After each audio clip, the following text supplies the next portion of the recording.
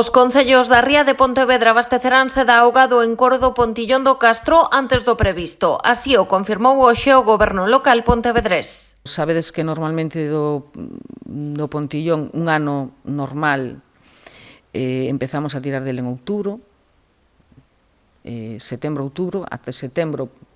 Este ano todo indica que vai ser antes, tal como está, pero e o río está baixando moito. Durante os meses de verán o abastecemento realízase de xeito exclusivo dende o río Lérez a través da estación de bombeo de Monteporreiro, pero a baixada do caudal e o incremento do consumo obrigan a mudar os plans. Este ano está sendo o peor en materia de chuvias e en materia da situación hidrolóxica, e para poder saber realmente a que nos enfrentamos, pois é importantísimo que o caudal que estamos medindo nos ríos sexa fiable.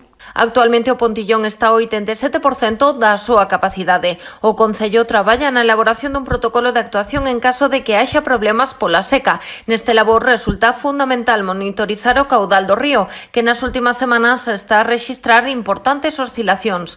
Por iso solicitaron un informe ao Servizo de Planificación e Programación Hidrolóxica. Están estudando cal é a causa de que se produzan esas oscilacións no caudal dos ríos. Sabedes que eso está pois aguas arriba da estación de bombeo que temos nós e aguas abaixo da presa de Ence. Polo de momento, Augas de Galicia non emitiu ningunha resposta oficial.